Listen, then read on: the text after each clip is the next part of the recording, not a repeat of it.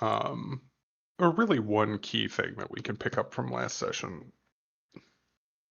But I will do that after our intro. Are we all good to go? Let's see, we're missing 2 webcams, I'm but good. if people don't have them on today, that's fine. Just making sure. Yeah, I Do we probably need to won't get put a new mine power on. supply or I'll a new be motherboard? No chasing worries. for this fucking puppy pretty often, I'm sure. No problem. So, previously, your adventures in Valaki continued, and more particularly, a rather lengthy debate about what must be done with the Wachter family. It seems that Nikolai is, well, regretting some familial attachments at the moment, and hoping that he can potentially turn his brother to see things your way as well. He seems in agreement that Lady Wachter must be removed, though I don't think he's quite as bloodthirsty for that as some of you, Ralmir. Understandably, but just saying. But yes, through a rather lengthy conversation with him, you determined a little bit more about her habits and also made something of a plan.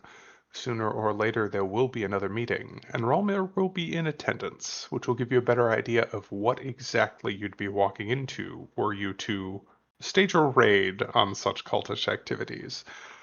Nikolai will be keeping his ear to the ground at home, trying to find anything more he can, but more particularly trying to find ways that he might sway Carl to your cause as well. Also, there was some discussion of what must be done next. It seems that Valaki, at least for the moment, is in a relatively stable state. The populace is relatively happy. The guards seem to have dialed back on their fascist tendencies a little bit. And so I think you've all decided that it's safe to go arranging again. And the target seems to be Berez. Not that you've been able to find too horribly much information about this place, but you do know that it is an ancient, drowned town. Once a settlement perhaps the size of Barovia Village, not quite as large as Valaki, or perhaps the size of Kresk, something in the middle. But now it is nothing but a stinking bog full of nightmarish creatures, and you've heard connections from your investigation over at the winery that it seems the crazed druids there may have had some linking with Berez. There were tracks that led up and over the Balanok in that direction, and though I will admit I don't remember where you got the information specifically in that engagement, you know that one of the gems from the winery seems to have been taken towards Berez as well.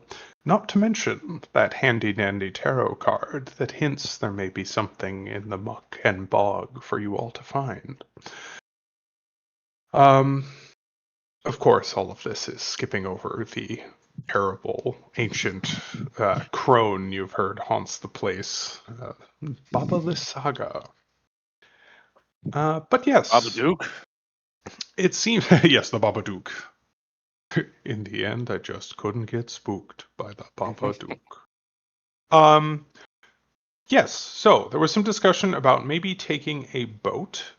There is a footpath that heads to Berez. The boat probably wouldn't make any more sense in terms of speed on the way there, as the river does run down from the mountains towards Lake Zarovich. But on the way out, it certainly would help with a speedy escape. If you wanted to tow a boat upriver, that would be fine. But yes, basically the river runs north, so be aware of that. But yeah, also the footpath seems to go most of the way there from what you understand, but it's likely to be overgrown and disused, as it has been quite some time since Berez was populated. Also, Ervir had brought up a concern about the hags last time, and thought he would potentially ask Casimir, the very, very ancient dusk elf that lives just outside of town with a member of the Vistani, what his thoughts on the matter were. So Ervir, knowing you are an early riser and presumably would have participated in, the Morning Lord service at dawn, are you heading out shortly thereafter before, the party is up and moving and really prepping? Yeah, Or I are you think waiting he'd do until it later in the day? pretty much his earliest availability, just because he knows they've got Okay. a day ahead of them. Um, Fair enough. So it's not a long trek to that camp. It's just southwest of Valaki. And even traveling alone, um, probably not too much of a concern, though I assume you would go kit it out just in case. But yeah, you Always. trek through the early morning fog and find that, similar to the last time you were here, the Vistana do seem to be rather lively for being this early in the morning until you They're remember still that up. it's really they're still up. Yes. The Dusk Elves keep their ever somber vigil, most of them staying very close to the front of their homes, all set into the base of that hill. And actually, despite being somewhat of a leader and very well respected by this community, Casimir this morning is literally out on his front porch hanging up his own laundry. Um, just, full laundry lineup, pinning things in place that will probably take quite a while to dry with the foggy morning. Um, But seeing you come around the bend and alone, he kind of leans out and looks at you and Oh, gestures you geez. over. Um,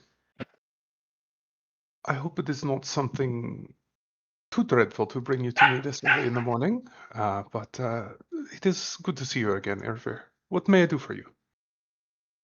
Uh, just in the interest of time to not hold everyone Yeah. else up. I mean, he'll be respectful and Hmm. somewhat warm, but kind of get straight to the point. We've got Berez in mind for today, but in the back Hmm. of my mind, the hags are still nagging at me, and I want to make sure we have a plan to deal with that when the time comes. Hmm. And he listens, and you can Mention see that him we considering got it. one of them, the coven's broken, but they'll get a third and they'll come back. So if there's either a way to force them here or keep them here. He thinks. Well, firstly, I have no doubt that you are correct. They will likely seek revenge, especially as night hags are known to hold extraordinarily strongly to grudges that they feel. But it is funny that you mentioned Barez. Some might even say fated, especially with such a question. Though there are few places of power in this valley that still remain that would assist you in such a concern. And though it does not exactly lie in a pleasant place, there is an ancient monument in Berez. Um, if you have come across the hags, I assume you have seen the circle of sanding stones outside of the old bone grinder. It is similar to this, though much grander in scale. Uh, a monument built long before we came to settle this valley. Ancient tribes dwelt here long before we made footfalls in the mountains, and they erected and through a method that I'm not familiar with, consecrated an extremely powerful place there.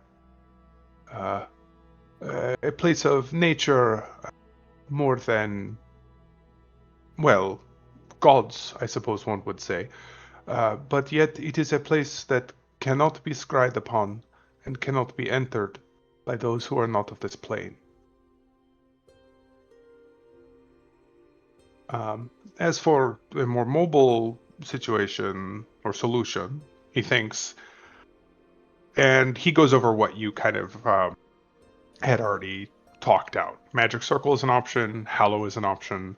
Neither of these are easy, neither of them are cheap.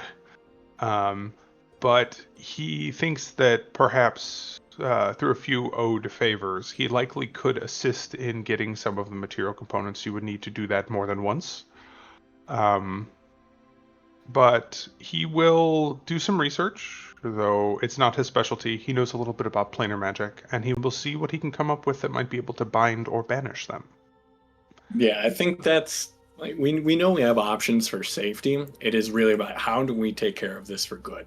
We need a permanent solution, which is them dead, which is hard to Right. do if they can just go, I go to the ethereal plane now. Hmm. And he would explain to you that he knows of some magic that would accomplish what you're looking for, but he's afraid that unfortunately it may be beyond you or any of your companions, and perhaps even himself. There are some very high-level spells that can stop planar travel, but, well, you're not slinging 8th level spells. But he promises he'll look into it, and he will find you, or at least leave a message for you at the Blue Water when he comes up with a solution. He'll thank him and let him know, we don't really have a hard time limit on that or anything, but, if you're bored. Sure. And I think he would kind of laugh at that. I do not know if bored is quite the word, but when one has lived as long as I, even little distractions from day-to-day life are welcome, and I am happy to look into this on your behalf. But yeah, would rounded everyone up. Of course. He'd probably send you on your way with a warm flask of tea. It is a chilly morning, and he's that kind of guy. He but won't turn it down. Give me the would, Casimir tea. Of course. He would tell you a vague location from what he remembers many, many, many years ago of where he thinks you would find the Standing Stones. And he tells you they're on the eastern bank of the river, not the western bank like most of the city. Just in case you were curious to investigate. Yes, that's actually a pretty good representation. Somewhere around here. And yes, the tea, of course, delicious. Thistle and mint and all sorts of sort of bright and bracing things to help you wake up this morning. Though not actually caffeinated. But yeah, sends you back on your way. As for the rest of you, it would seem that if you are venturing down to Brez, there is no chance that Von Richten or Esmeralda will not accompany you. Both of them have warned you against going there. But despite some back and forth arguing between the two of them, they agree that if you're going to go, they're going to come with, and perhaps with all 6 of you combined, you'll stand an actual chance of getting to recover this gem, explore, and find whatever it is that the tarot cards promise you. Neither of them seeming to fully believe that this weapon is real. Maybe Irina should sit this one out.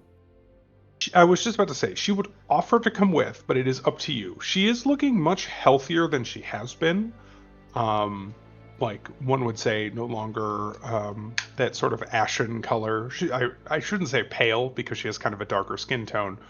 But certainly not as hollow under the eyes or under the cheekbones. But she is definitely among all of you the weakest link, though no longer truly like weak and frail. Has she been getting XP? Yes. No. Maybe not then. Not quite as much as you. It's filtered through, Yeah. NPC limitations and stuff. But yes, she has been slowly progressing along with all of you. Neat. Maybe she can go then. Probably run it by Esmeralda and Octavio. What's is there a relative character power between her and Rictavio? Rictavio and Relda are both stronger than any of you individually. Though that gap is closing.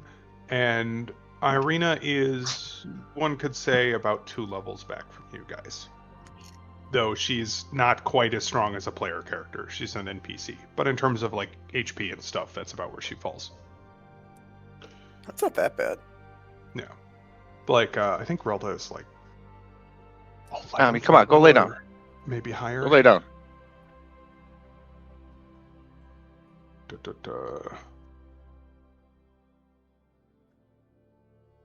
Yeah, just for an example, Esmeralda has 83 hit points. She's tanky.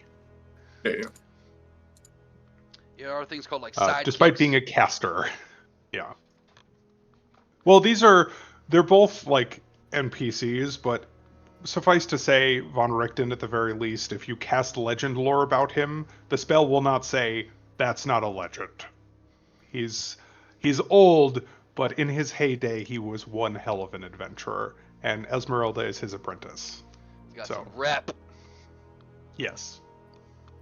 And Von Richten's a tarot card. He is an option, yes. So is Esmeralda. Well, he's ours for this. Yes. campaign. Yeah. I'm just saying. Although, to be fair, they can be shit too. The other group got Ismark, who is a level 1 noble with no special abilities, as their chosen ally. Oh fuck. That sucks. He has swing sword, and that's it. He has literally nothing. Yeah, not ideal. But yeah, funnily enough, my personal favorite bad option for the chosen ally is Blinksy. Nice. I like that idea. Blinksy, we're Like- going to the castle today. Come He on. can make wacky gadgets. Right. And I think that's the way you'd have to run it if you didn't want him to just be fully like a joke or a hindrance, but like Some artificer features. he is a poor, like, innocent toy maker with anxiety. Like, how does that end up being your vampire He's like hunting the kid ally? from Goonies who like has all the gadgets over his chest and like a boxing glove comes out and punches you. Right? Yeah. I think that's fun. But yes, all told, I think it best if, we kind of fast forward slightly, but I do want to get clarification. So first, Irina will happily come along. And I think Esmeralda, she waffles a little bit, but actually it's Von Richten that speaks up in her defense, and mentions that though she's certainly not quite as experienced as any of the rest of you,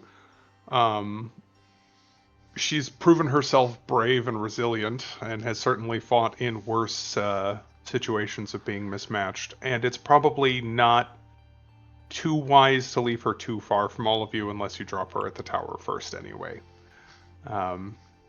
And she would just kind of, insist that she doesn't want to just be shut up inside the church or locked in the tower. She's not a princess. She would like to come along and earn her keep. If need be, I could do what I did that one time though and toss her one of my weapons. Not a bad idea. Though I will say you're gonna want that rapier. I didn't say Um, which one yet. I wanted to know which one was more beneficial for me, and then give her the other one. Fair. 'Cause we She were does. Because Go ahead. I wanted to use the silver weapon, so I gave her the duelist Mhm. one. Yes. It might not be a bad idea to at least toss her the silvered weapon. That's what I was thinking this time, but I didn't know if we're up against Mhm. anything that was weak against silver. Well, it's one of those things where she's comfortable with her longsword, and she'll probably default to that. But having a silvered weapon in case you come across something that happens to be a lycanthrope or a lesser-known use of silvered weapons, a ghost, or anything of that nature, it's good because she doesn't have a magical weapon. So with nothing but mundane weapons, she has no defense against anything or incorporeal. Gotcha. What armor does she have? She wears half plate or breastplate. Sorry, not half plate. It's a lot better than I thought it was going to be. Yeah, no, she has like remember, she's wealthy. Let me see. That's right. Where are the handouts? This fucking mod, I swear, it's laid out so poorly. Because you've seen her, right? Yeah, I've seen the I've picture. definitely Yeah. shown She you looks her like she's wearing before. some type of. She's right here. It's been Yeah, I been mean, it looks quite like a some while. dope breastplate. Yeah. She's got a That's cool true. sword too. Yeah. Although it's a non-magical weapon, but it is an heirloom, Funnily enough, passed from her father to her, not to Ismark, because Ismark is not particularly talented with a sword. But yes, so, would you like to bring a boat? How do you intend to do so, if you do? Boats and hoes, or, given that this is kind of a larger group now of 7 people, do you want to just go on foot? You can do both, of course. You can follow the riverbank. Yeah, I mean, if we take a boat, Yakovachi'd spend his morning, getting a boat from Lake Zorovich, and then like bringing it, down this way. Yeah, tied up near the And then give me some time to little like bridge wait there. for the group. I'd probably get get my wild shapes back and just hang out and wait, or just be in the wild shape while they're waiting, however long it takes. Yeah, I think there'd be plenty of time if you're gonna wild shape and drag one to take a short rest and just get everything back. Right, that's when you recover them. Yeah, I just sit there. Yeah, just sit at the bridge Yeah. and chill, wait for the group. No problem. Arlog and Ralmir, anything special? Nothing I could think of. No. Okay. We're not crossing any of the Stani camps on the way there, are we? Or You could detour if you really wanted. There's the same one that Irvir visited this morning, just southwest of town. What did you have in mind? get rid of that ring I have. Ah, interesting. If it's not too out of the way, I wouldn't mind. No, flipping it's that like towards them. 5 minutes. I think you would find that everybody is hammered, including the gentleman that you spoke to last time, whose name is currently escaping me, but I can find it. Was it Aragale Um, or Luvash? Aragal, you're Yeah. correct. Thank you. But seeing you presented as something you'd like quietly sold off, he sees what it is, raises his eyebrows at you, and just kind of gently teases that, well, he thought things must have turned over in Valaki due to some outside influence. How curious to know who it might be. But you need not worry, your secret is safe with him. But he does give you kind of the hard sell. Like, well, this certainly can't be sold in Barovia. It'll have to go beyond the fog. And though it's gold and it's nicely made, well, who wants someone else's signet ring? I'll offer you 75 gold for it. I'm going to tell him that it's more of like a one of the kind ring though. So it's like, what about 100? Persuasion. Yeah, I knew that was coming. Oh, I don't like that 19. Was that the first roll? Fuck. Okay.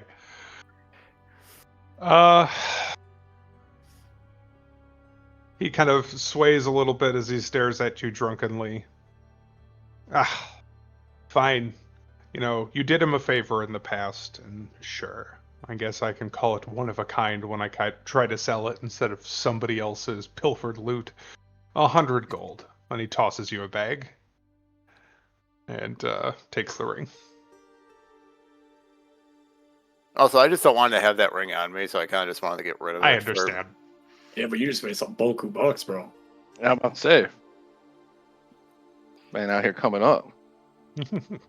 You think he's probably going to chisel the actual signet out and put something else in there, but it's set with little diamonds and stuff. It's a very fancy ring, even without the signet mark.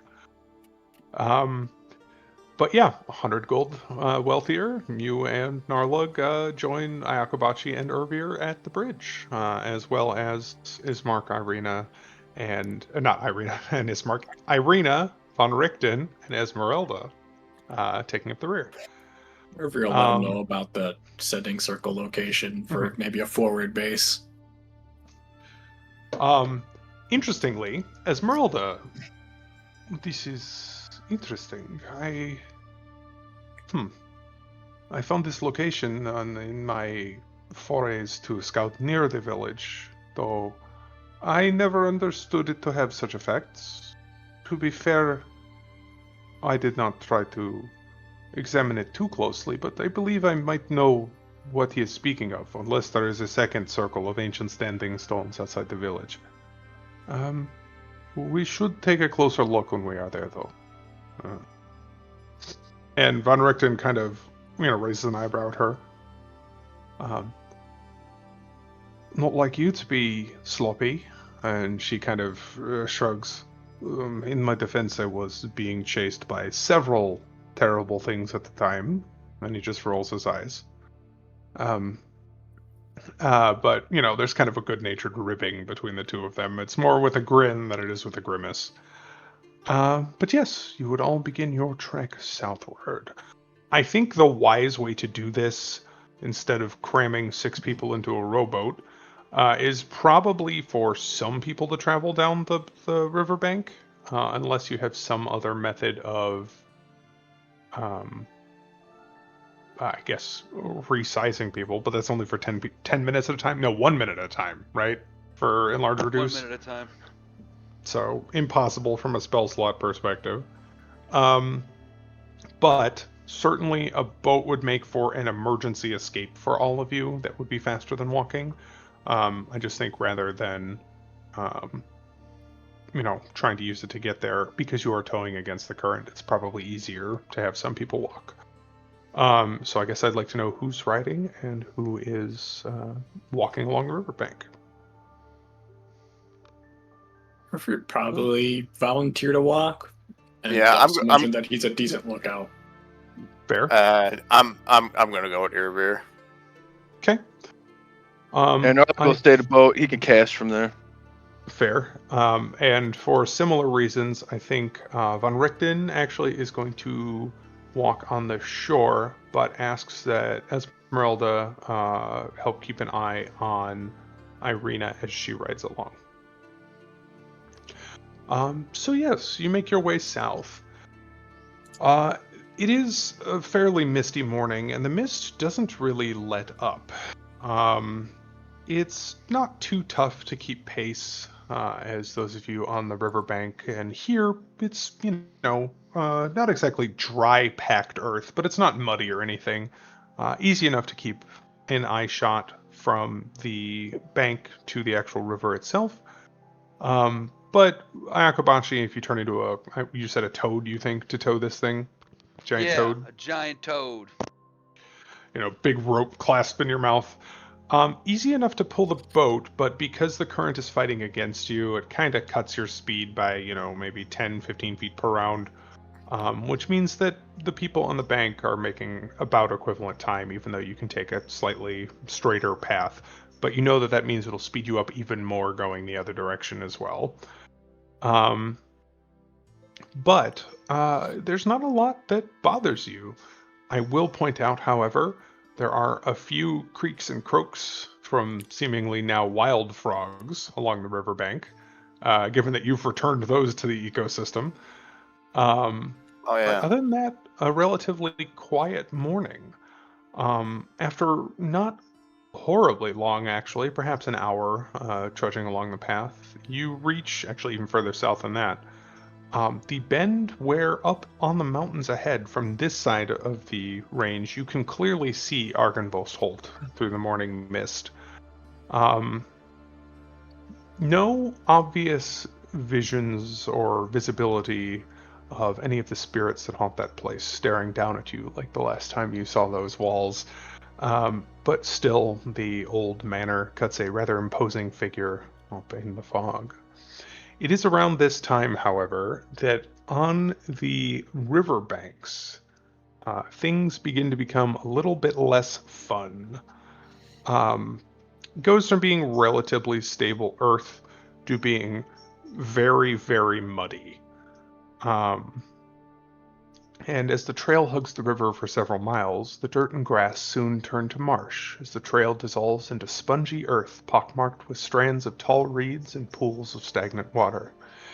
A thick shroud of fog covers everything here. Scattered throughout the marsh are old peasant cottages, their walls covered with black mildew and their roofs mostly caved in. These decrepit dwellings seem to hunker down in the mire, as though they have long since given up on escaping the thick mud.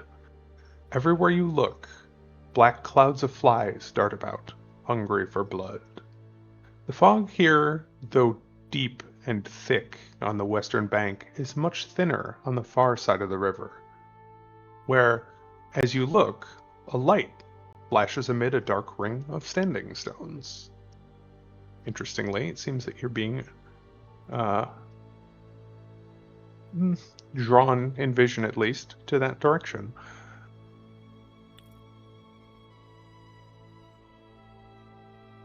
Give me a perception check. You said you are on lookout, Irvir. So you and actually I think Rolmir, same. Roll this with advantage. Everybody else can give me a flat one.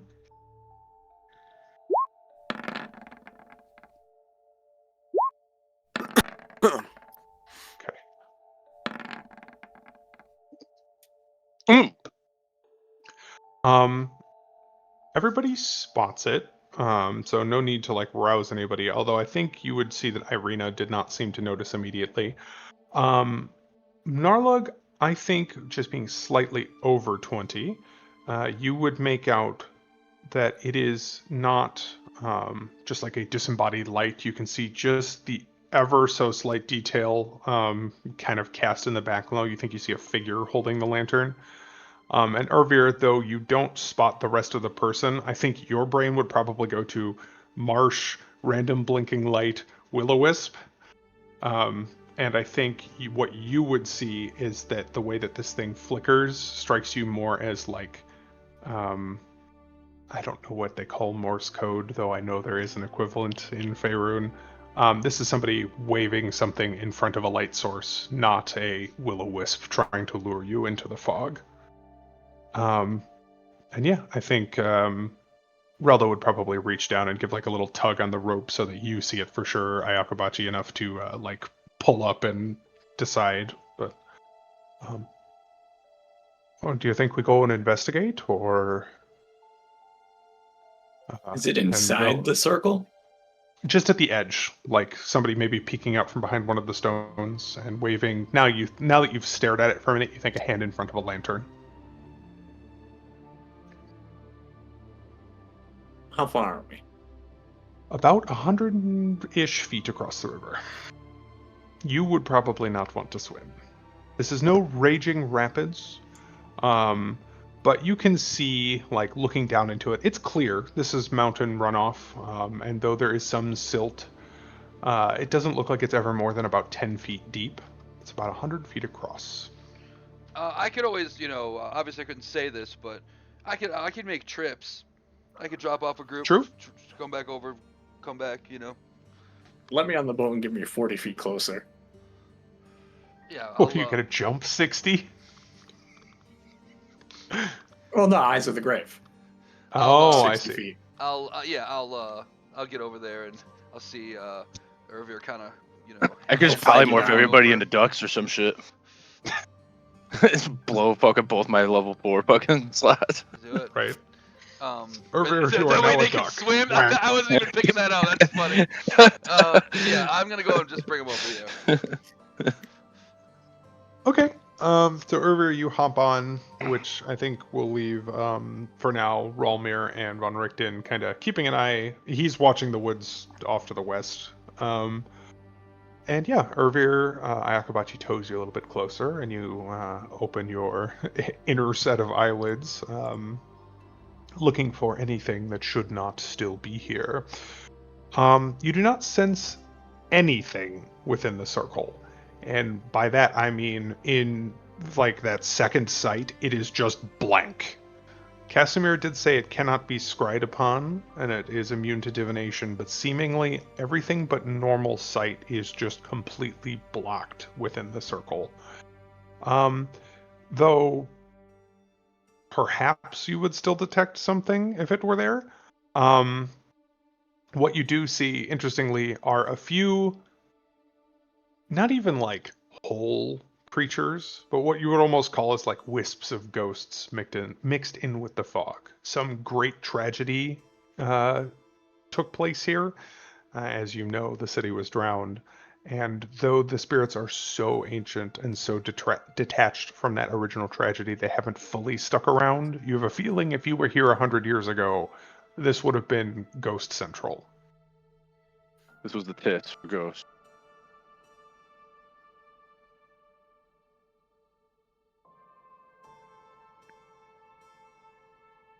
I'm free to lower his voice and mention that he, as far as undead goes, all clear.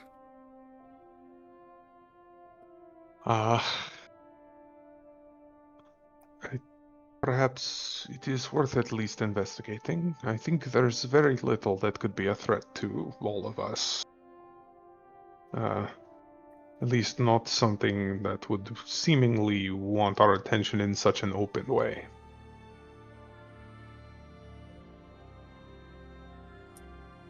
But yeah, if you're gonna drag them over to the bank,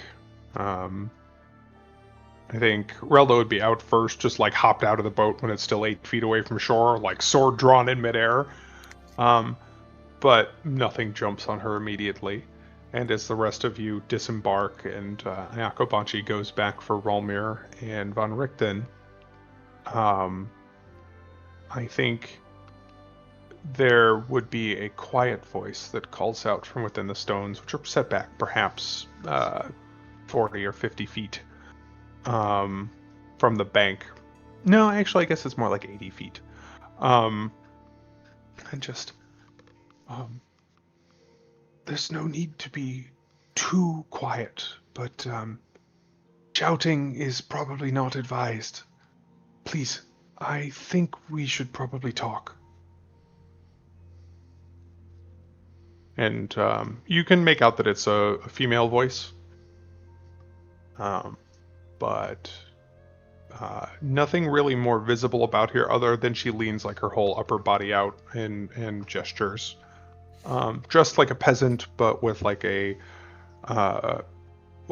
short, like maybe waist length hood pulled up, but she does pull it back a little bit to show you her full face, and she looks fairly normal, Barovian stock, though you definitely see like slightly sharp cheekbones, and she's pretty muddy and kind of gross, like she's been out in the swamp a while.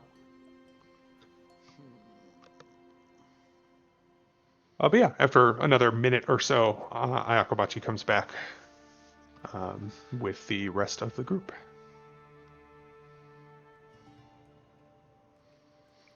And I don't know, hop Yeah, on if the you Any land. start- intervention, I think Arvi will just have his shield drawn and slowly approach, Right. taking cautious steps. As you get closer, she will step fully out into view, like lantern up in one hand, but the other hand raised, like just to let you get a good look at her. And like I said, she looks to be a human woman, kind of, I guess, slightly tall, but no like immediate unusual appearance. Dark hair, dark eyes. And actually, I think maybe as she moves a little bit, you see like a little streak of blue in her hair. Am I like in like close view of her at this Yeah. point, or Yeah, can I within 30 do can I do like try to do like a closer look at her though with the investigation roll? Sure, go for it.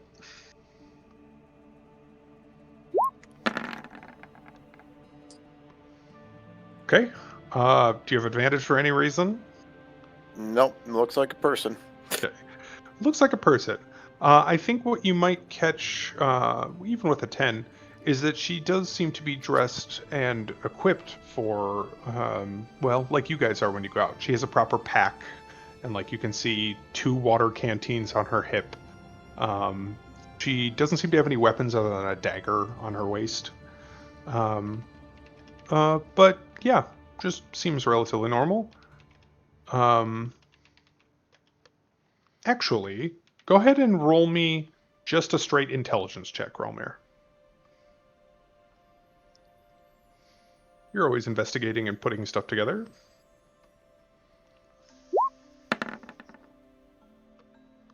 Okay, that is very good. As you all close, and she doesn't make any move to come any closer other than stepping briefly outside of the circle of stones, just to, like, again, make herself fully visible.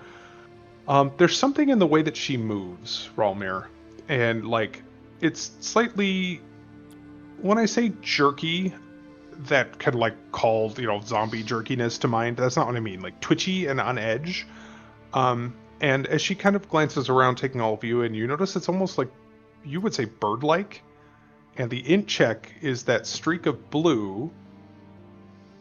You put together, there was a raven you guys came across that had a blue tail feather. And the bird-like movements, combined with that odd streak, which looks to be natural in her hair, I think probably raises an eyebrow. But I will leave it at that. I'm glad to see all of you. I believe you know my dear, distant cousin? And she hesitates, like waiting for that to be a grand reveal. And there is, I assume, not much on your face. You all friends of the Montaukov family, right? I haven't come across a different roving group of, adventurous folk.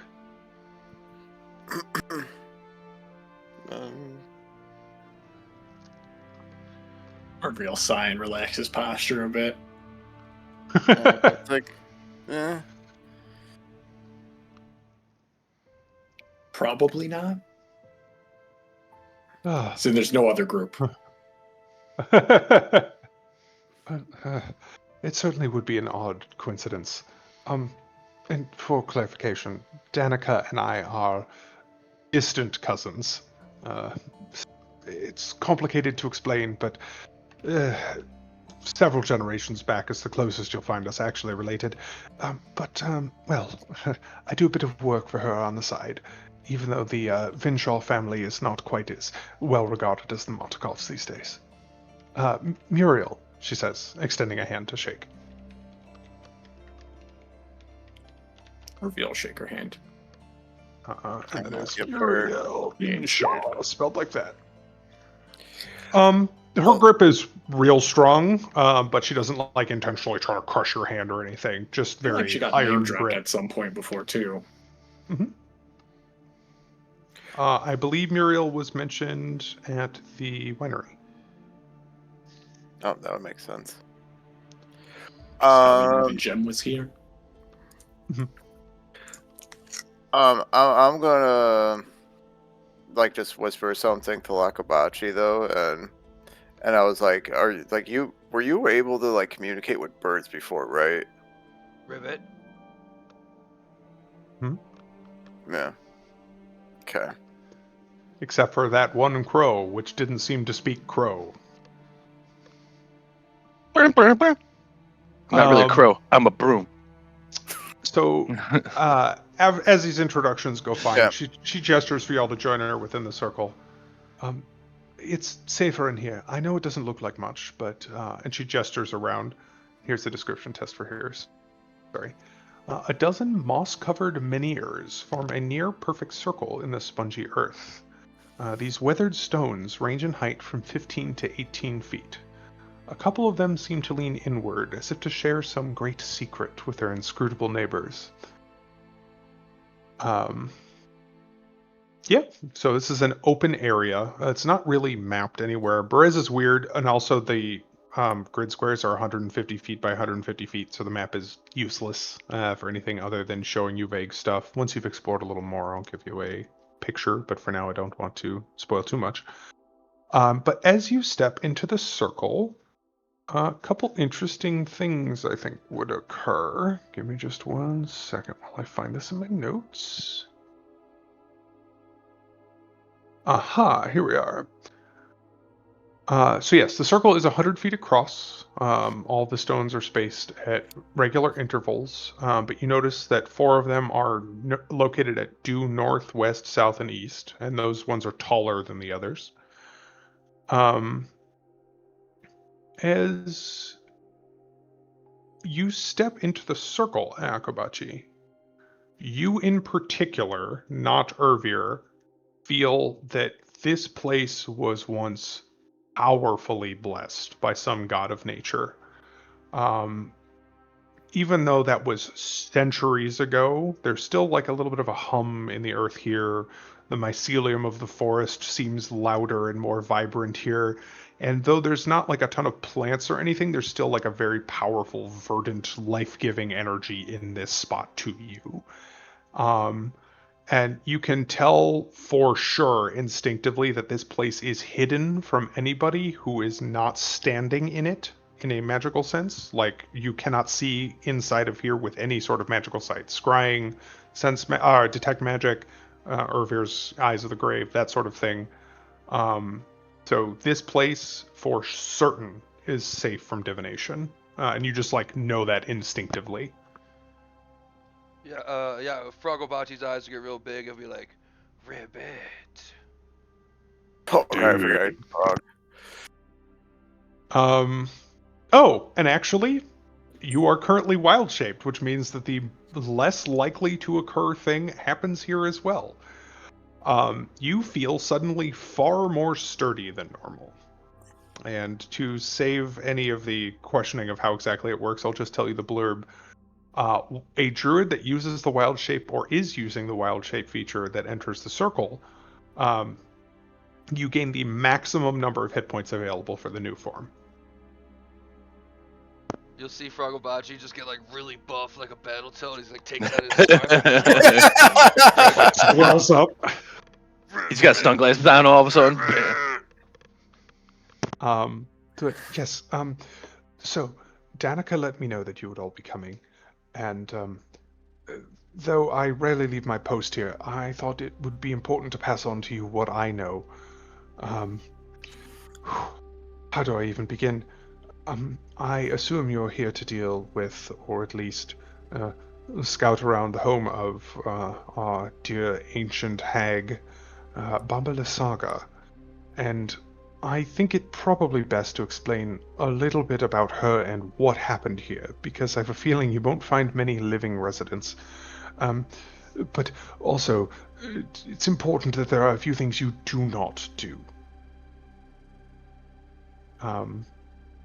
And, you know, to spare me being 4 NPCs at once, both Relda and Von Richten grill her a little bit in terms of, like, what she's seen from a magical standpoint. We'll just run down a couple things real quick. She knows that on certain nights, namely the night of the new moon, there's a powerful green glow that emanates from within the city itself, which they debate back and forth and seems to be some sort of ritual that occurs at the start of each month.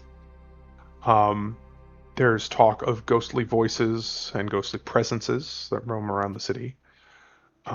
She mentions that a few times she's heard an infant crying somewhere out in the fog, which strikes her as very strange because as far as she knows, nobody lives here other than the hag. And she also mentions that though she's never gotten a good look at it, she knows that the hag has some method of flying around the area, though it doesn't seem to be a broom, something large and round, like a giant pot, perhaps? She's not really sure. And in all of that, she kind of rambles around too. And all of that should indicate that, yes, this witch, well, she's terrifying. And it's mostly my job to stay here within the Standing Stones, where she doesn't seem to be able to perceive me. I keep an eye on when she leaves, and let Danica know that those nights she should do everything she can to keep people indoors and out of the open air. Though it has been some time, there were stories, perhaps a decade or more ago, of her snatching girls, for what purpose we do not know, but swooping down from the sky and stealing them away in the night. As of late, she's been, well, normally her and her hut, they roam the bog, finding new spots nearly every few nights, but she's been in one place, working on something. I think the flashes of powerful green light through the fog are growing more frequent. I don't know what it is, though. She explains as well the things you must not do.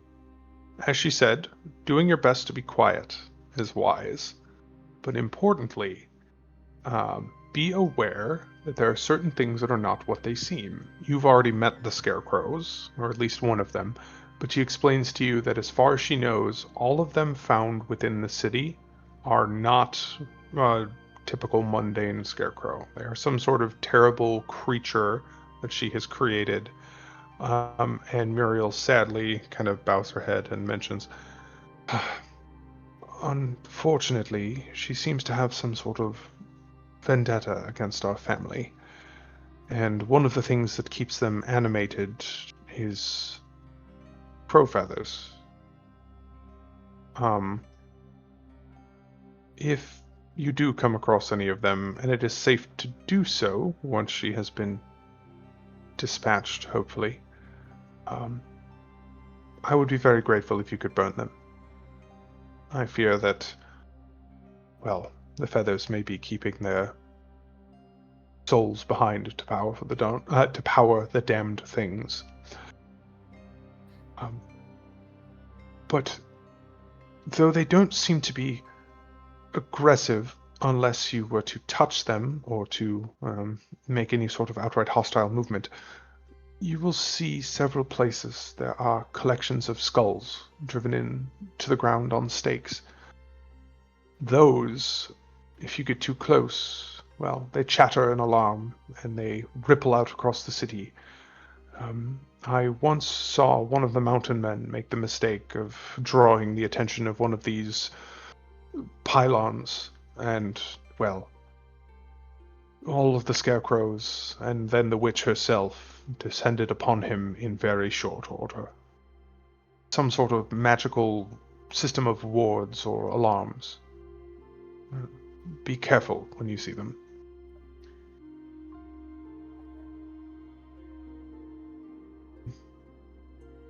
And yeah,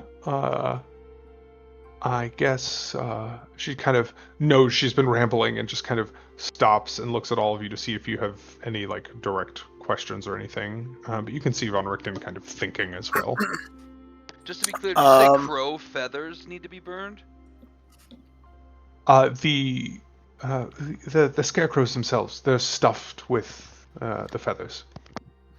Oh, that sounds like a job for a fireball. Yeah. Fireball, dude, just over the top, blow the motherfuckers up. Yeet. I could use firebolt, but fuck it, we're gonna fireball. I guess, yeah, but fireball's cooler. Well, I'll give you that. Especially if they're in 30 feet within each other, though. It's like...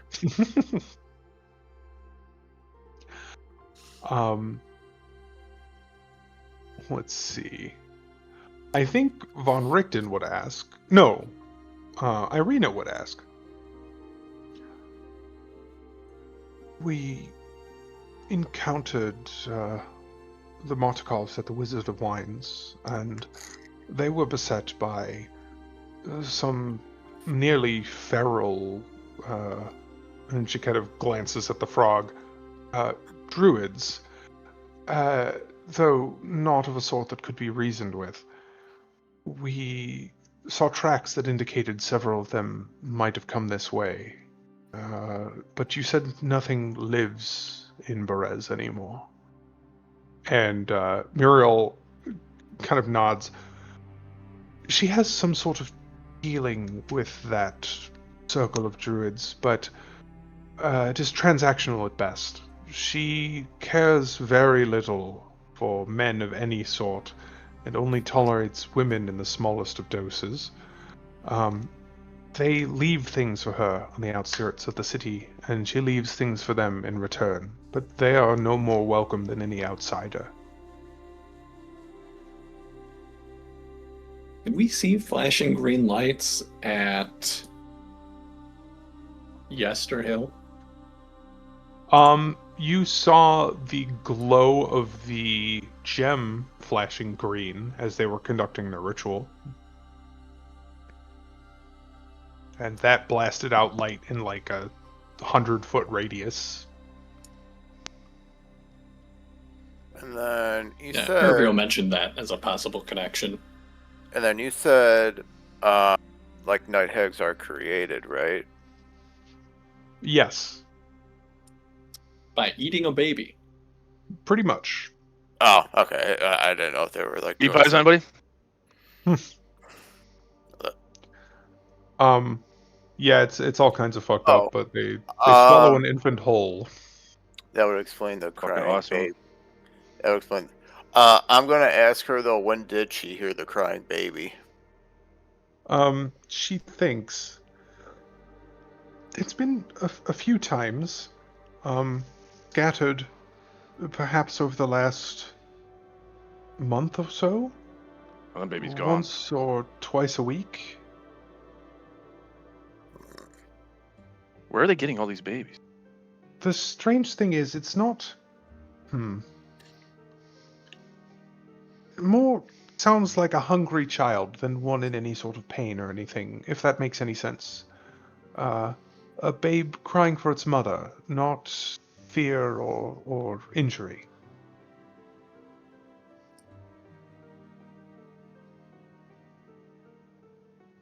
Okay. I think the most recent would have been 4 or 5 nights ago now.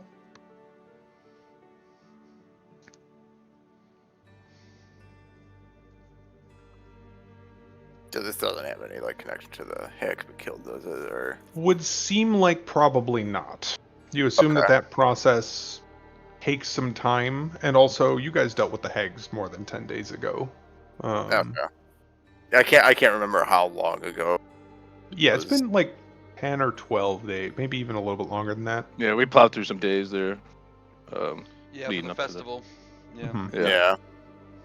Yeah, the festivals were exactly 10 days apart. And we hit it So, like in the Okay. middle, yep. so at least a week ago. Go ahead. I heard somebody inhale. Have we been here long enough I could go get a license now? License. And then I'm just gonna throw it out there. I'm gonna ask her a question about her though, and I'm just gonna just tell her like that streak of blue hair looks a little peculiar. And she kind of flinches. Uh, you, yes. I'm not entirely sure why it grows that way. But she locks eyes I on didn't you. I didn't know if it was like a cultural thing from. No, though I suppose one could say it's a quirk of my lineage. And she glances around. Danica told me you all know.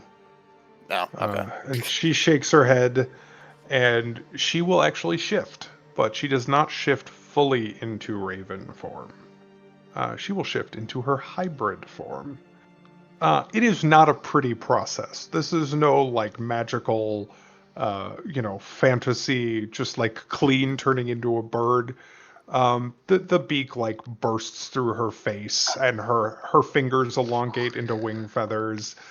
But it's enough of a close approximation of a human form that you can still see there are hands under the tips of the wings. Her clothing is not shredded.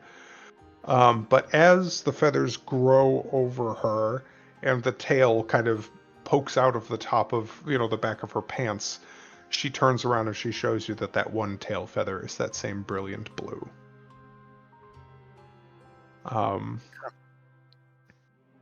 And there's like a from Irina, like the kind of mess that this transition makes. But she continues to talk, as crows do not struggle to speak, even in animal form, though her voice sounds a little bit hollow and strange as it's coming from just entirely within her throat and not the tongue anymore.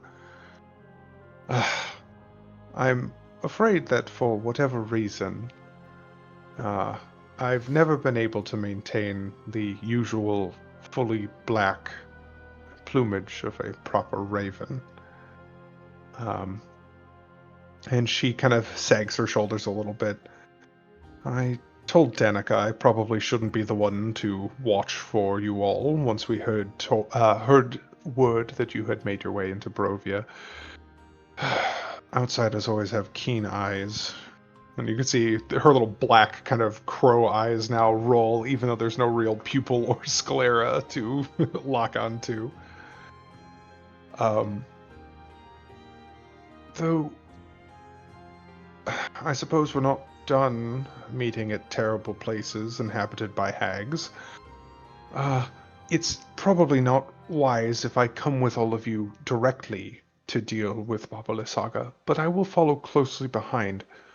There are several of my kin that she has locked up and not yet dispatched. The distraction, I think, would be a good time to release them. And then, in numbers, we would likely be able to assist you. But I alone am much more of a scout than warrior, I'm afraid. It's be useful. I mean, we got a frog right now, so. She looks at him kind of up and down. Looking as buff as I can. Ribbit. Right. Bit of an odd frog, but I certainly would not complain for any allies. Yes, I just knew you needed to be warned before you went blundering through the fog. Once you get much closer to the village, you'll see there is almost no visibility to be had. Be careful. Watch for the skulls. Give them a wide berth. Is this the low visibility from light or just fog being so thick? Fog. Just like straight up. She explains to you, like, you won't be able to see anything further than perhaps 100 feet in any direction, kind of no matter what. She's not sure exactly why, but the fog here is nearly as thick as in the barrier wall that surrounds Barovia. That being, like, just straight white, no visibility. Okay. Let's see here.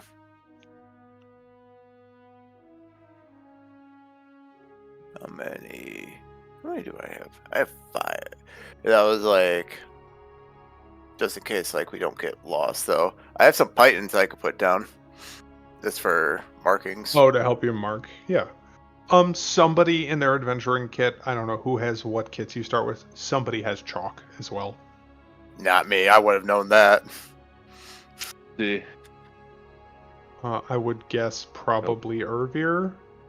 You start with a scholar's pack? I started with the Explorer's Pack.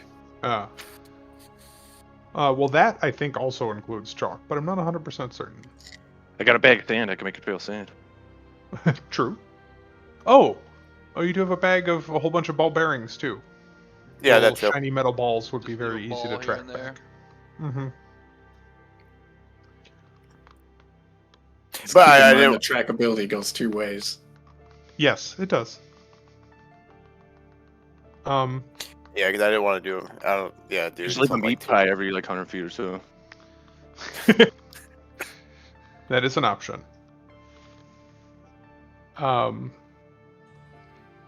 But yeah, you see her thinking.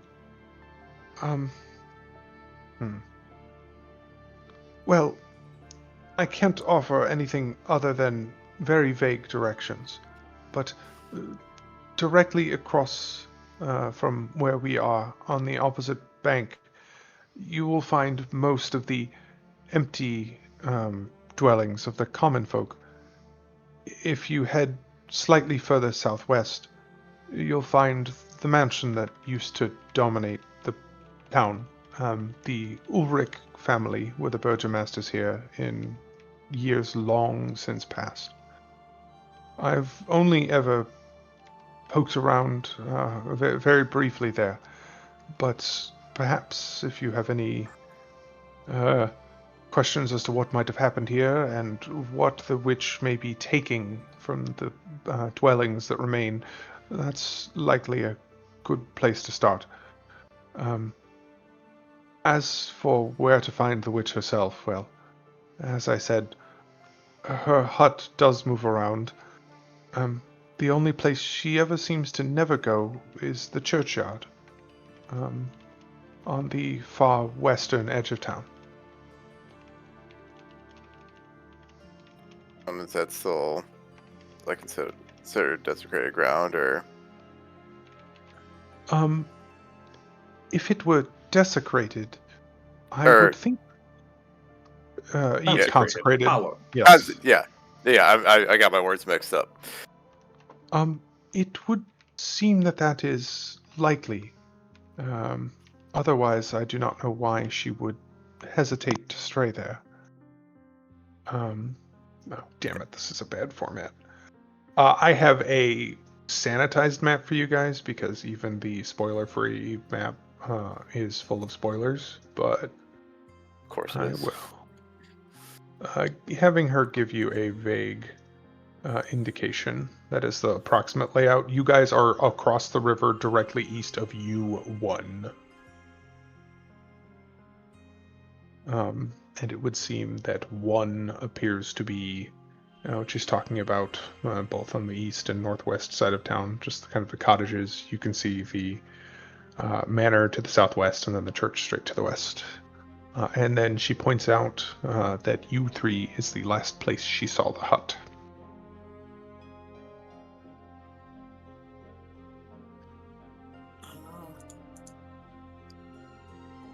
I'm looking for the handout. It's not a handout. I dropped it in Discord because it's a WebP file, which Roll20 okay. does not accept. That's in general. Nice. Yeah, sorry. I tried to make it a handout, but it said no. Right. So we're east of U1, and that's like Yep.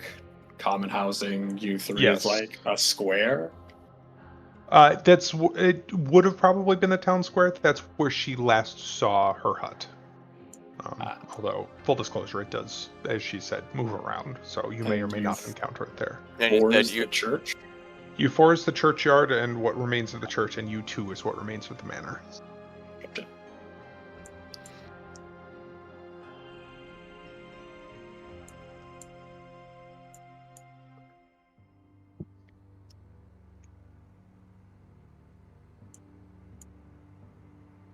Might be able to slink down the river a little bit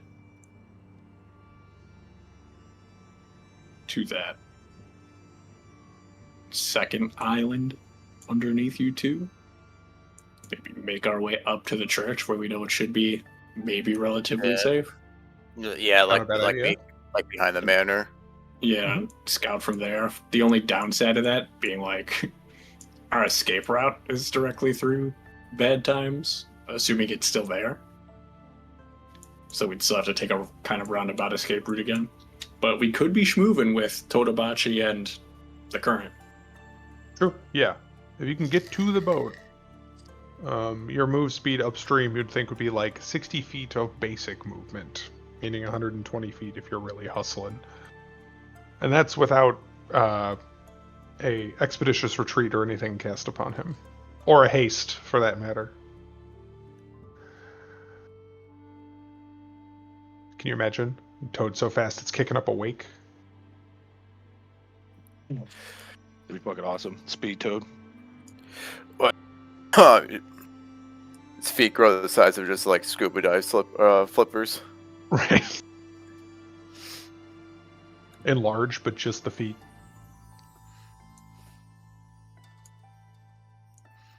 I But think yeah, it's hard to so make a plan more than that without knowing where Yeah. some of those pylons are. So Yeah, you that- would like to, and she clarifies, they're kind of interspersed throughout. From a mechanical standpoint, some perception checks will let you spot them before they spot you. Moving slowly and carefully will give you advantage on those checks. Also, I have a question for Irvir. Is for your you have like a silence thing, right? I didn't prep it, And prep it. but I could theoretically if we have to come back. Yeah, because I was gonna, Can't you change out spells on a short rest? Or am I don't crazy? remember. I would allow you to take the time to do so if you wanted. I Because- like the idea of being able, like, of the divine casters being able to do that, but that's super biased of me as well.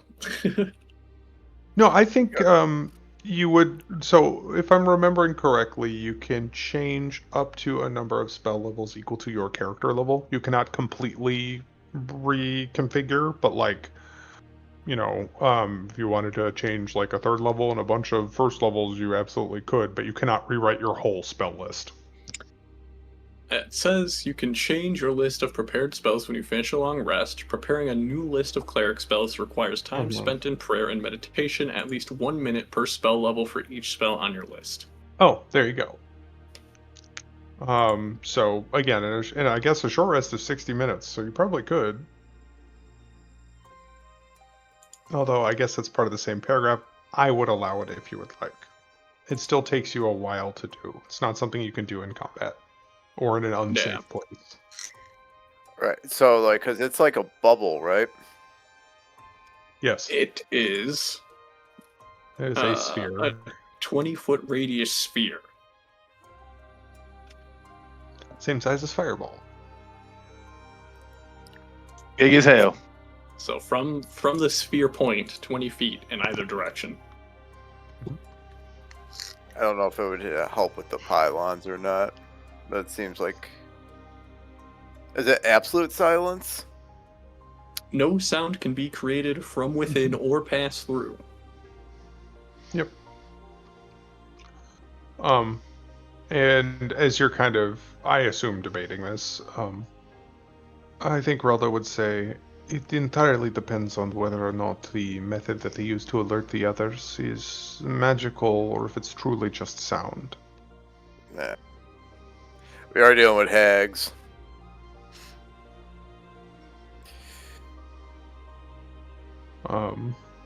But it is not a bad idea. And especially if she is a witch, well... I certainly know that having silence cast upon me, at least, is a very large problem. It may be wise to have regardless. Oh, yeah, because then she can't say spells. Mm-hmm. Verbal components.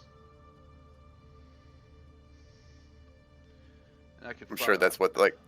sure that's the main use of that spell, not... It's a very, very, very, very common anti-caster measure. Yeah, it's a versatile spell too. I'm sure I could find a way to clamp her down too, whether it be with a summon or something. You know? Or your toad tongue. Right, just stand in it with my toad. In case Urber will tell everyone to draw up a plan while he communes with Lord Kellenvor. Sure. Muriel seems very interested in watching your prayer process. She, after maybe a few minutes in her hybrid form, will shift back to human form, which is similarly horrifying in reverse. Like, you know, the beak recedes back into her face, but then her skin has to, like, grow back over it. It's not pleasant, but she doesn't even blink as it happens. But you see her at first just kind of standing at a bit of a distance, and then as you just continue to commune, I think she would plop down, not at all mindful of the fact that you're in a bog, and sit kind of cross-legged and just watch. Doesn't interrupt, just observes. But anything else specifically I should be prepping here? I have My lips are zipped, but probably not magic, a bad idea. Healing Word, Bless, Cure Wounds, Lesser Restoration, Spiritual Weapon, Silence, Spirit Guardians, Revivify, Remove Curse, Vampiric Touch, that's inherent, Dispel Magic, Mass Healing Word, Water Walk, Death Ward and Blight are both inherent. Guardian of Faith, which I think is good but also changeable. Just my like big Dicko summon. And then Raise Dead and Anti-Life Shell are both inherent, and I do have Greater Restoration prepared. The downside to Greater Restoration is 100 GP worth of diamonds. Yep. Well, look who just got 100 GP worth of a ring. That's true. Need to make it diamonds. The gold is now diamonds. Oh, right. You do have what I don't two... have is Yes, of Revivify worth of diamonds, which means that you could Yes. Revivify once and break that up for greater rest if you desire.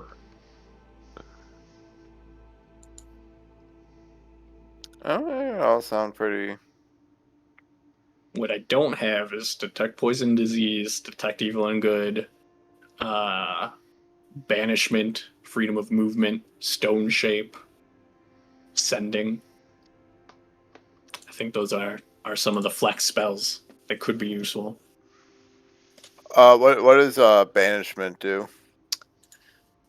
60-foot range, one creature that you can see within range, concentration. That's basically where I snap them to a different plane of existence, and then we are ready in action, and then they pop back, and we unleash those readied actions.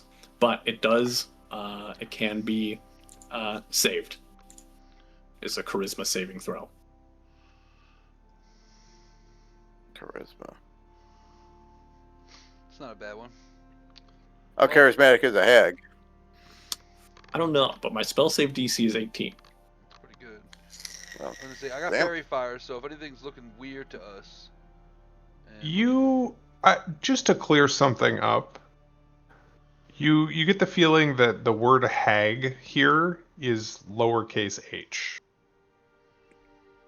Like an old hag, an old crone. The word you've heard thrown around more is witch. Oh, okay. Yeah. Yeah. I feel like witch can be. It can be either or charismatic or no charisma whatsoever.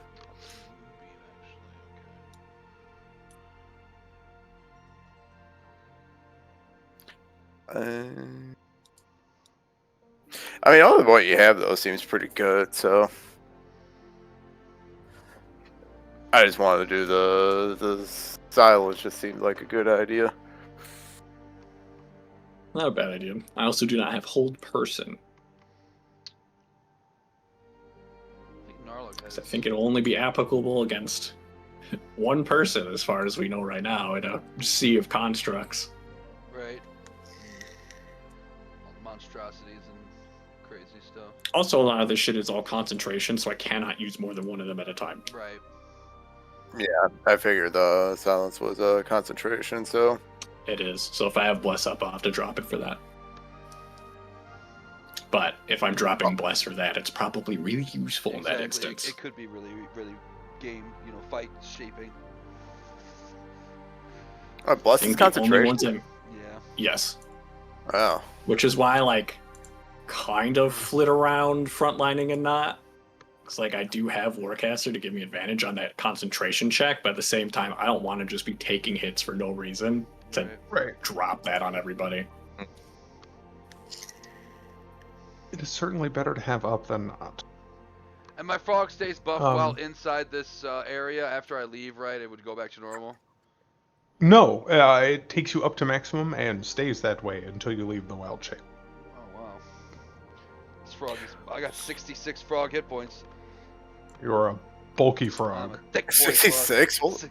Yeah, I have 66 frog hit points. You got the same Uh, HP as me. And I'm a No, he has much more because once the frog hit points go away, Oh, right. I any Yeah, get then damage it's 66 rolls more. over, but Ayakabachi is at full health. Yeah. Okay.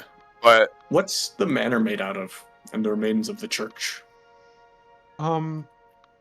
She would, first of all, thank you for letting her watch when you're praying, but she would explain she's never gotten a particularly good at a good look at what type of wood, but mostly wood and stone, a stone foundation, wooden walls, and shingled roof, or what remains of it anyway.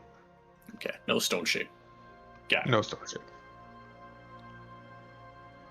Alright, I'll probably just make that one change then. Okay. Valky can go hungry today.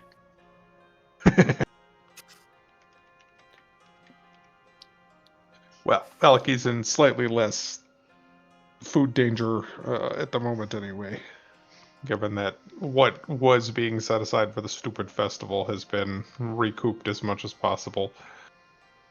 But to that, Hervir's prayer will probably actually reflect more towards the wisps of the spirits he saw around earlier. and kind of look in their general direction, which may just be all-encompassing of Berez, and bring out his prayer book and just recite some very typical requiems. Just attempting to help things find rest. Yeah.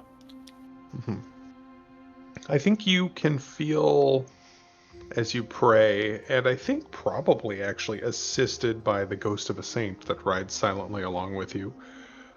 You can hear not words really, maybe feel is a better word than hear, but emotions. That the things here have long lost their fear and anger that kept them, and yet something else binds them. And they wish nothing more than to pass on. But until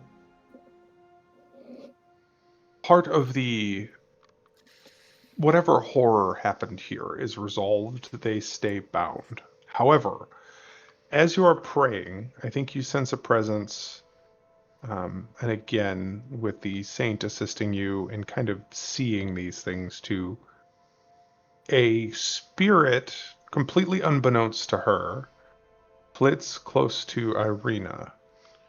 And it kind of, she's just literally sitting there drinking from her canteen or whatever, but it hovers in front of her, and you almost see like a tendril reach out, and then with a positive feeling from that little patch of, terribly worn down spirit, it vanishes, seemingly having attempted to move on, which is probably completely meaningless to you as to why, but did seem that proximity to her in some way fixed that.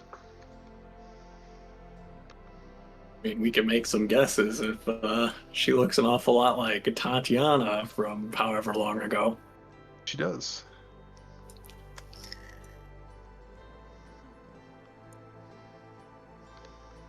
Yeah, I was prepared now. Okay. And I think you would basically, be bid good luck, as Muriel kind of would assist in, getting everything packed back up. And she says, again, I'll follow along behind. My ears are keen, even if I won't always be able to see you and you won't always be able to see me. I'm sure you'll hear my family, which delights in keeping them caged and torturing them. If you can distract her, I'll try and let as many of them out as I can. And, well, the numbers will be on our side. But yeah, you are able to make your way back across the river safely. You said you'd like to make landfall kind of south of U2 and trek up? I think Is what you were thinking? that's probably, yeah, just southwest of U2, and then maybe try to trek up towards U4. Okay, so you're going to head directly for the churchyard? I think that's wise, because that gives us a perimeter to kind of scout around, but certainly... Okay. Because I also am aware that that's kind of really bringing us in, whereas like U2 is something we need to investigate that's closer to the outskirts. I'm sorry, I lost you there at the end. So you're heading for U4 first to try and make kind of an idea of where to fall back to, and then you'll head to U2 afterwards, correct? Am I following? I think so, but Okay. I just also mentioned that my hesitation there is because U2 is easier to get to and is also on our investigation list. Mm-hmm. That it's like, well, we could just poke around there and fall back if we need to. But if we think the witch isn't going to U4, but I mean, like, she could just fucking surround us and shit too. And fucking have to bust ourselves out. True. But, it's an idea. If we had a Coco Melon Hen, stay the hell out of there, We can... Well, fair. Either way, you are able to, in a few trips, take the boat into this sort of little tributary that runs off of the main river. And here the flow reverses because that is not leading to another mountain stream, that just leads inland. So it is easy to make that last little passage at a quicker pace. And in 2 trips, you're able to ferry everyone across Sayakabachi, and you find yourselves hopping out onto much less hospitable terrain. Your boots squelch and squeak as they stick in the mud, and you all sink in probably up to almost the knee in this terrible marshy bog. And here on the western edge of the river, there is a constant buzzing of flies, a constant drone that is just wearing on the nerves even after only a few minutes. And everything here stinks of rot and decay. Every footstep driving trapped gases up from the mud, burbling and bubbling. All movement is over difficult terrain in this area. Just so you know.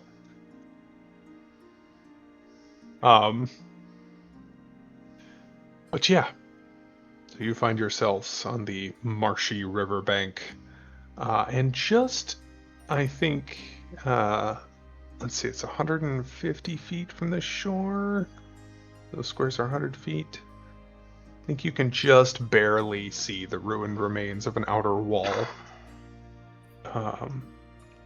So you know you would have to skirt around to the west and then north if you wish to make for the church.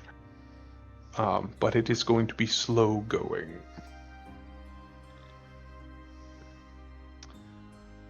Do we take any sort of stealth penalties on difficult terrain? You do. All stealth rolls are at disadvantage. Yeah. I'll cast Water Walk. Interesting. Yeah, I was like thinking It it's like specifies muddy. mud. Yeah, I didn't even think about that.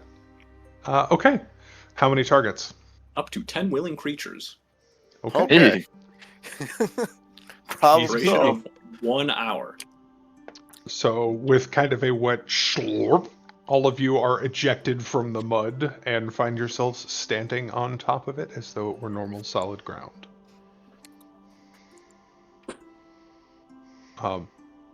That's a neat trick. As Von Richten kind of takes the edge of the cane and like scrapes the mud off of his boots. And just Irina, I think, would offer a quiet thank you. As she does the same with a dagger. Lead the way, whoever's on point. So, mansion or church, you decide. I don't know if someone's scouting ahead or if you're all just kind of moving in a clump, but either one is acceptable. I'll be towards the front. I mean, I could probably, since I can. I ain't Or gonna look at be in the rear. Okay. I could sneak a little bit ahead though, just for Sure. like scouting stuff. So.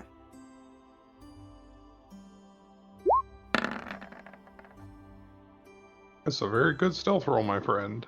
Disadvantage still would have been 21. Yeah. And the disadvantage is negated, of course, given the water walking. Yeah. But yeah, so that's a 27. So Ralmer kind of gives you the all scout ahead, and very quickly, as he sort of slinks low and begins to kind of move a little bit in concert with the ebbing and flowing of the fog, you guys, I think, all lose sight of him very fast. Ralmir, as you head slightly north, towards the south end of the village lies the remains of a mansion built on higher ground. It has been reduced to piles of stone and rotting timber. Empty arched windows stare at you. South of the ruin, an untamed garden runs rampant, surrounded by broken walls that are no longer able to contain it. Just in the distance, you can see that east of the ruin, someone has erected a crude wooden fence, forming a circular yard in which several goats are penned. Surrounding the fence, impaled on posts, are numerous human skulls. How how close are the skulls from the pathway? From the pathway into the village, close. On the side that you're coming from, not very. Okay. You can kind of see where the U2 indicator is in a round circle of stuff. On the map, that's the pen where all of the skulls are. You guys would be on the southwest corner instead, not the northeast corner. But I assume you're Okay. kind of poking your head in and taking a look around, if not really Yeah. stopping. How far into the manor grounds would you go? I probably wouldn't go too far alone though, just because of the pylon. Fair enough. Just enough to see it. I just wanted. Mhm. That's mainly why I wanted to sneak ahead though, just so I could Take a spot look. them. Give me a perception check real quick while you're in here. Perception. Okay. As you just ever so briefly peek into the manor, I was going to say the hairs on the back of your neck, but I don't know if you have hairs on the back of your neck. Scales on the back of your neck? Whatever your skin is like. Pinpricks and, like goosebumps. And you immediately feel like you're being watched. And as you kind of glance around, you, just for the briefest moment, catch a full, like, humanoid outline in the fog. Like the fog is flowing around a person. And then it too wafts away with the smoke. And that sensation of being watched disappears.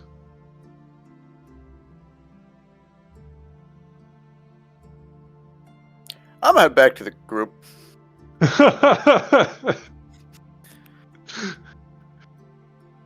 Fair enough. Yeah. And as that sensation goes away, you're just left with a momentary chill, like someone has walked over your grave. And yeah, you slink back to the group. Okay, and then I'm gonna point out the dilapidated manor though. Mention the goat pen though, because that seems kind of weird. And then also near the goat pen on the east side of the is where the pylons are at. So Seems to be a big concentration of them. What about perimeter pylons? There could be more, but I thought something was touching me. It seemed kind of weird, but it kind of like disappeared in the fog. I'm not really sure what it was. It seemed to move with the fog, so it didn't really seem like a physical body though. So I don't know if it's from the witch though, or if this place is haunted. I assure you, this place is haunted. Okay, I mean both are good. Both are logical outcomes. So I didn't. So I was like, you know what? I was just thought I'd just head back to you guys though. So don't mind me. I'm gonna Back go to my change friends. pants. Something very funny to me, and this is not at all a complaint, that's the smart thing to do, about Ralmir just like scouting ahead, seeing what might be a ghost, and just going, nope, and turning around and immediately leaving. Get out Wasn't of even here. given a Respect, Scooby honestly. snack yet. Who like, wants a tiefling snack? Very funny. I mean I grew up over by being with like thieves and delinquents though, not ghosts. True.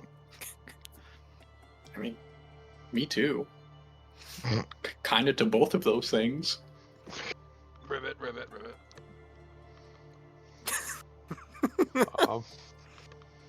Apropos of nothing, Esmeralda mutters to herself, and they say that not all adventurers have tragic backstories. Eye roll. No, of course she doesn't actually say that. But I love that. Like, yeah, I was an orphan surrounded by bad people. Wait, me too. Until we just become best friends? Yup. Yeah, yup. Fancy meeting you in this tavern with an active quest board.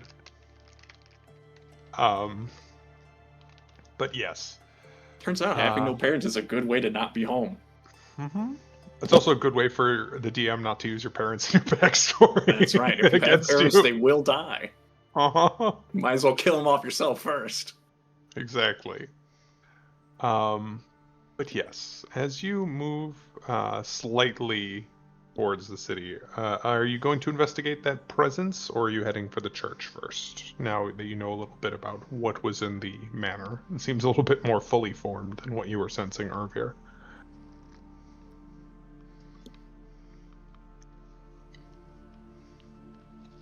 Oh, you mean more than earlier?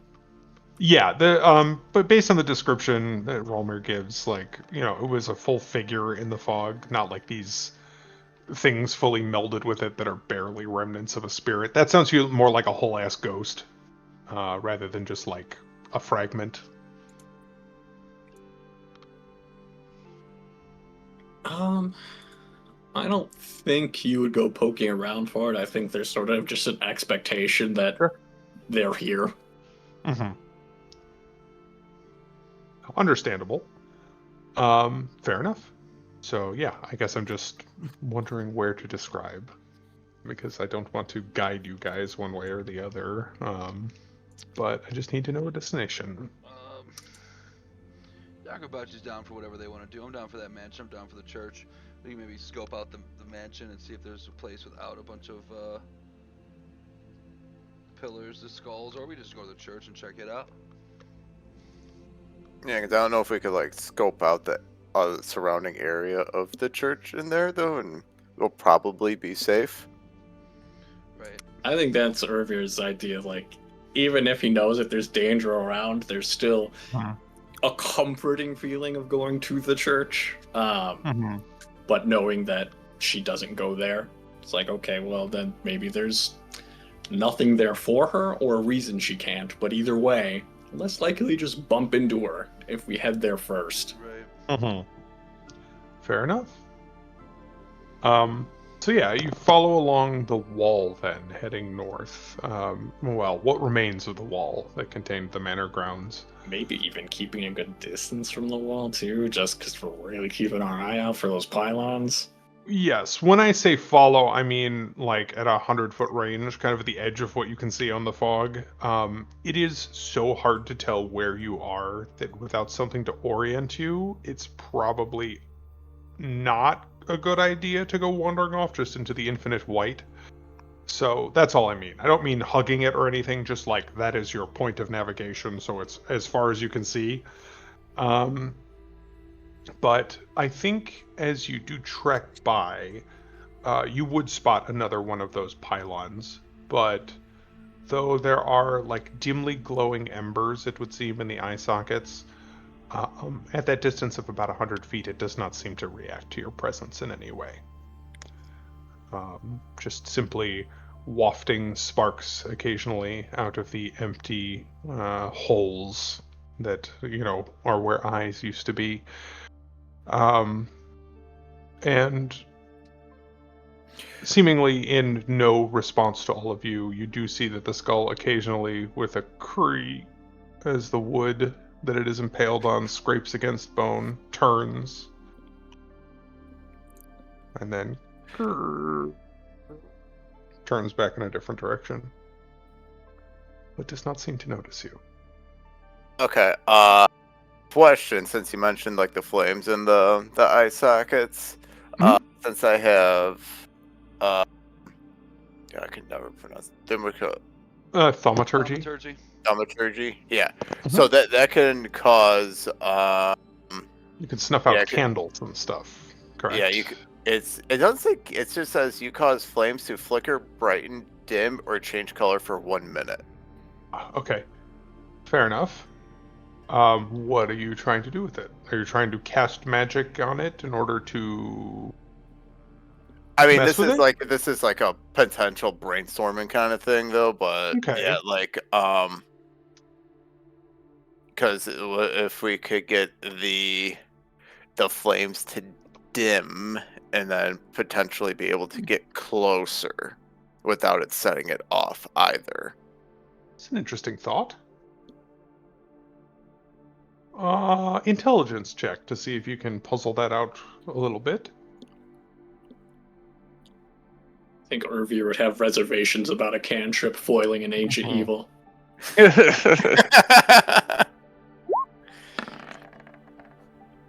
Well, with a 6, I don't think Ralmir inherently sees that flaw, but that's what I was going to tell him anyway if he rolled well. Okay.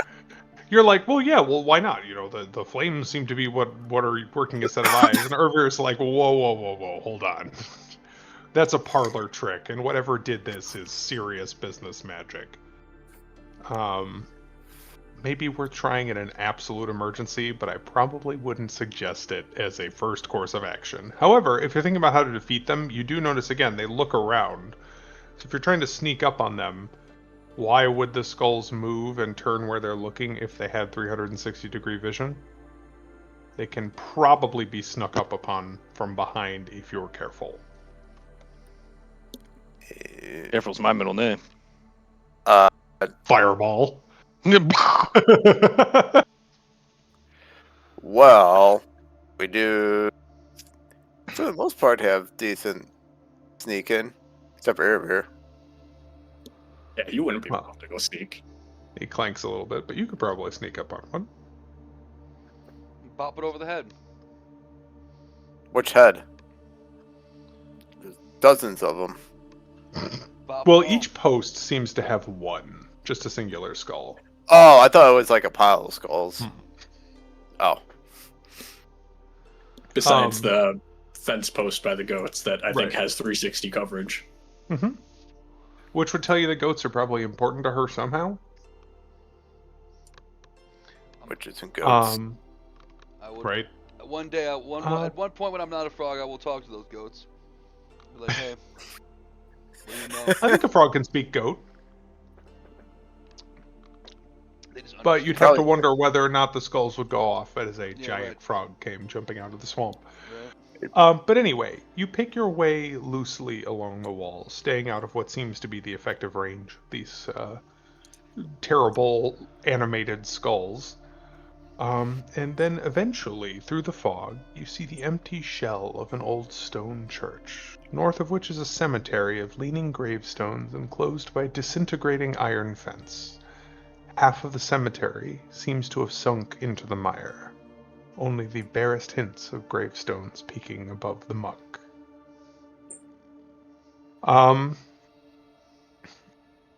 Yes, you rapidly kind of come across this U4. You can see the square south of the larger square is the building itself. This once was likely a fairly proud and, respectable little church. It's not quite as large as the one in Valaki, but it, at least based on what remains of it, once had a very tall steeple and a very large monument to the Morning Lord atop it, though now both the steeple and the gigantic brass sun have mostly sunk into the mud where they have fallen. As you step into the immediate area of the church, however, I think you can all feel the very slight tingle, a electricity in your teeth and a tickling on the back of your neck that tells you this is consecrated ground, but it is waning. Not something you need to worry about now, but this will not be consecrated forever. Nature reclaims all things, including magic, and within a few years, this is likely to be nothing more than just an empty area of rotting gravestones and stone ruins. But for now, you can feel why she's not likely to tread here. At least the building itself and most of the graveyard seems to be consecrated. I don't plan on being here for a few years, so. It's not like walls or roof though and shit, right? Like it is Not just really. There's a Yeah. corner that has 10 feet of roof, but we have like some kind of minor cover, and that's it, yes, really. yes. Think chest-high stone walls are really all that remain. And if you pick your way inside to kind of investigate, there's not much that even remains of what furniture was once here. The pews seem to have fully rotted away. There's the barest hint of the rotting remains of the pulpit, and under where the steeple once stood, there is a large iron bell that is half sunk into the mud. Sprinkles of, colorful stained glass in the, I guess it would be lead framework that it was once set in. But this is not so much a building as a ruin.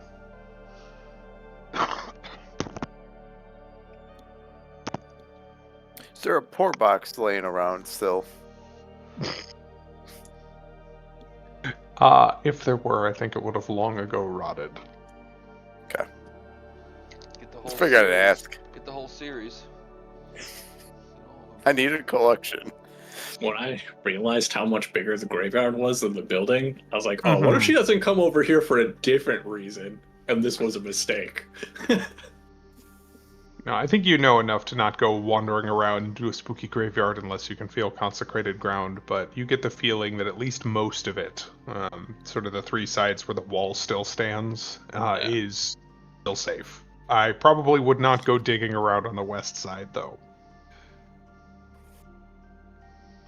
And actually, interestingly, because this is a bog, you would see that a number of the coffins have forced their way up through the muck and seemingly have since rotted away, leaving bones bare. It's a real problem in New Orleans, too. There's a reason that people are buried in above ground stone crypts there. Coffins don't stay buried in a bog. Huh. The gas from decaying bodies tends to cause them to rise. I did not know that.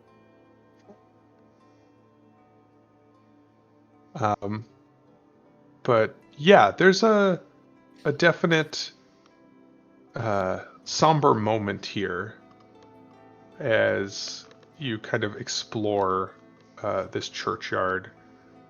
And as you're all wandering a bit, Irina wanders off maybe 50 feet from the group. And you hear her let out a little gasp. And as you presumably, head over to make sure she's okay, you spot what she's looking at. Hidden by the fog and elevated a few feet above the surrounding marsh is a raised plot of land, barely 10 feet on a side, enclosed by a disintegrating iron fence. In the center of the plot is a life-size stone monument, carved in the likeness of a kneeling peasant girl clutching a rose, although her features are gray and weather-worn. She bears a striking resemblance to the woman standing in front of the statue. Carved into the monument's base is an epitaph. Simple and to the point. Marina, taken by the mists. And I think perhaps, since it is 7:30, that is a good spot to end for this week. Yeah. Perhaps not just Tatiana and Irina, Marina as well. We will pick up there next week in this gloomy shit heap of a swamp. And you guys hopefully run across a very angry old lady. Uh-oh.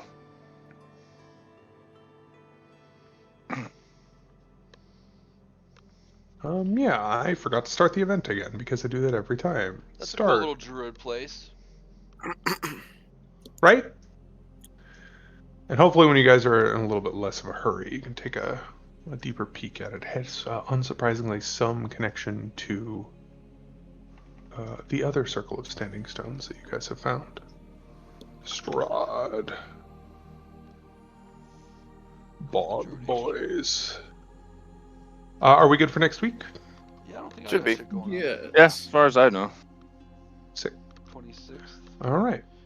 It's We will. World Wetlands Day, so it'll be very appropriate. Oh, is it World Wetlands Day? Apparently. That's very funny. It's February 2nd. Maybe we'll miss Well, February- we can that's honor it Groundhog's Day, too. early. it. Yeah, Might be in Brist still. maybe. We'll see. We'll see. hopefully you're not still in Perez because you're buried in this churchyard. Right. It's I hope you guys bring your tactical hats because this encounter is. Let me put it this way. I will remind you all now that running away is sometimes the better part of valor. I hear you. Just Down for a challenge. just be careful.